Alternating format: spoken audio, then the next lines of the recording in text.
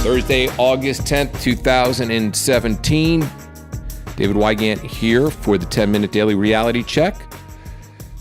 Yesterday, I took my daughter back to school shopping. Now, she hasn't been in school in 2 months. She needed things according to her mommy. Her mommy sent me a text and gave me a list of things to purchase. So Daddy ATM took her to the mall and whipped out the credit card and purchased some things for my daughter. Of course, I had to remind her nonstop to say thank you. Thank you to the clerk who brought the sneakers out. Thank you to the person who brought the shirt out from behind. Thank you to Dad for actually buying things. It's amazing with kids. What the fuck? How many times you got to tell them to say thank you before they actually say thank you? I think I've told my daughter 10,000 times, and she still doesn't say it. And every time afterwards, as we're walking out of the store, I look at her and I say, what do you say? Thank you, Daddy. I remember my grandmother teaching me that lesson. I remember I used to go shopping with my grandmother, and I used to do the same exact thing. I've got vague memories of it because the amazing thing about having a kid is they bring back the vague, suppressed memories from childhood.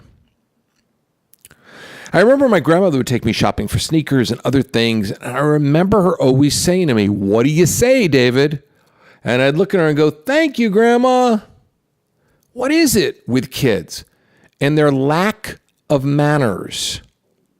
They interrupt every single conversation you have with somebody, and you have to look at them and say, excuse me, little beautiful little child of mine. I'm talking to this person about trying to find a shirt that fits you in your size, and you're interrupting. And then you look at them and say, listen, when I'm talking to somebody, you need to just wait. Don't interrupt.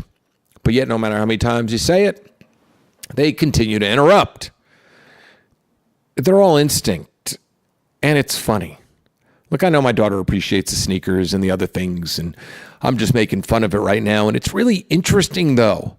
It's like trying to train a barbarian to eat food at a table without getting it all over the place. They are just little barbarians all the time. God, they're so cute and adorable, and they smell really great, and they don't even have bad morning breath yet. Kids are truly amazing. My kid asked me today why she isn't going back to New York with me next week when I go visit family. And I looked at her and I said, well, because the one night that you spent with me in the last month, you weren't able to handle it. So how are you going to go back to New York and visit family? And she looked at me and she goes, well, I could go to New York. And I'm thinking to myself, your rationale doesn't work. They have no rational skills whatsoever. I was teaching her today about lying. It was a fun little game. I was going, this is a lie. You know, I want to go and I want to go eat 10 burritos right now. And she goes, that's a lie, Daddy. And I taught her the difference between lying and telling the truth, because one of the things, one of the lessons that I want my daughter to have is to never lie. Because lying is a terrible trait. We've talked about liars on the podcast before, and all of you know what I think of chronic liars. Once you lie to me, and you lie to me a couple of times, you're dead in my life for the rest of your life. Not even if you have a half-ass, I am sorry. It just doesn't work. But it's funny, sending my kid back to school. She was just there 2 months ago. Hello, California. Here's your reality. Stop sending kids back to school in the middle of the fucking scorching hot summer. It's 102 degrees in the valley. It is 83 degrees where I live. The sun feels like it's going to melt your skin off, but the kids are supposed to sit in unair-conditioned rooms listening to teachers for 7 hours. Where I grew up in New York, I grew up in Scarsdale, New York, we went back to school after Labor Day because we got to have something called summer. The summer months are July and August, but yet kids are going back to school in California right now, and I'm sure in other parts of the country. We need to get a petition going, kind of like the Colin Kaepernick petition that's going around right now on the internet. Have you seen that one? That petition is all about not buying any NFL merchandise or going to an NFL game until Colin Kaepernick has a job again. But you see, Colin Kaepernick walked away from a $10 million contract with the San Francisco 49ers. He opted out of that contract. He probably would have been cut anyway. But look, I like what people are doing for him. I agree. The guy is being blackballed right now. You're going to tell me the likes of Josh McCown, Christian Hackenberg, Bryce Petty, 3 losers that quarterback the Jets.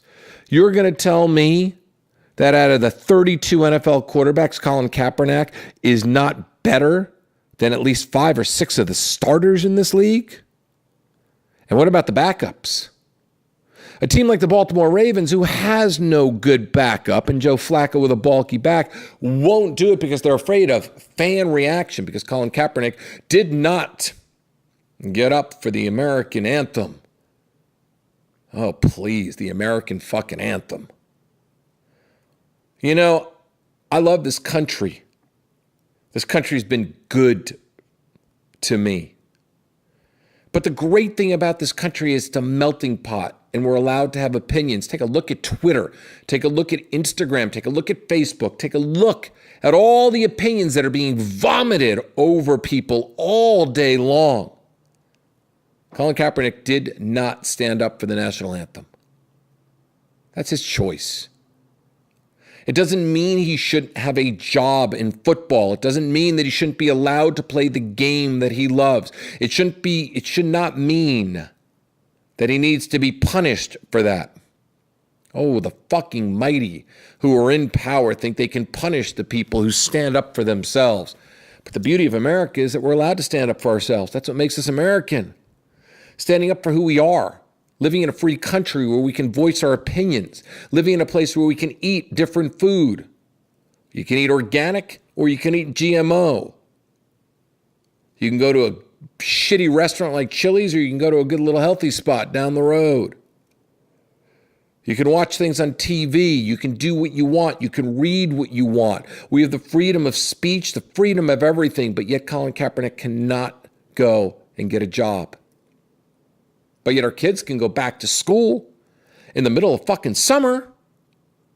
I can only imagine what my memories would have been like if I was sent back to school in the middle of August when it was hazy, hot, and humid in New York, and I had to go sit in a classroom with my ADD kicking in. Because I learned so much from school. We just need more school. Homework. Kids are in school for 7 fucking hours, and then they go and they get 2 hours of homework every single day. Yeah, that's wrong.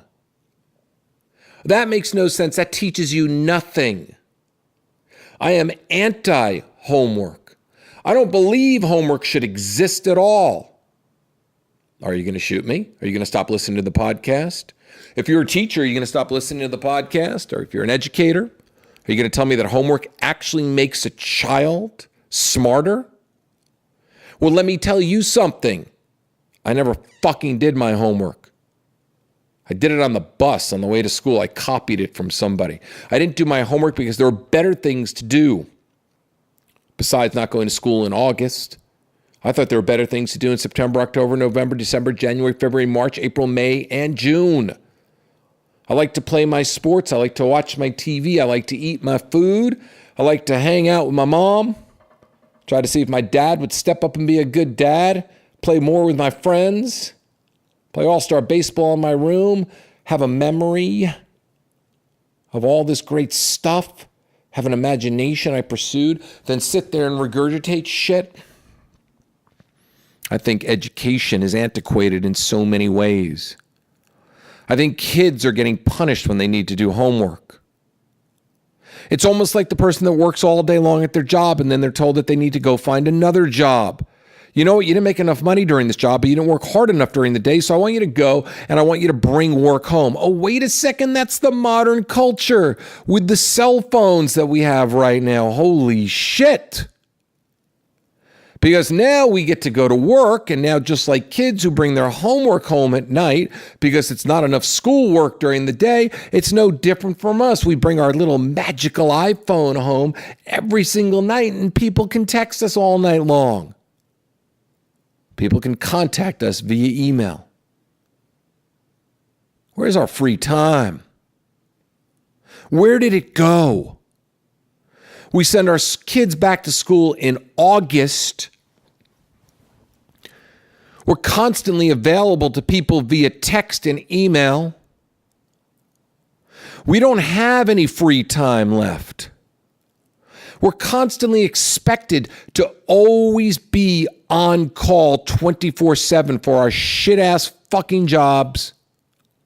I happen to love mine, but a lot of people don't. And our kids are expected to go to school, bring home homework, go to after-school activities, and have no life. Because you know why? It primes you for the new adulthood of having no life. It primes you for that. It gets you ready to have no life. It gets you ready to be tethered to your phone. It gets you ready to be tethered to your laptop and to your email and everything else. So you know what? Schools are doing a great job. Keep giving the kids homework. Keep sending them back to school in August. And teach them that when they get older, they're going to have no life because they're going to be expected to be on call 24/7. How do you feel about the new reality, the back-to-school, consistently working culture of the iPhone and the school systems that believe you should be in school 10 and a half months a year?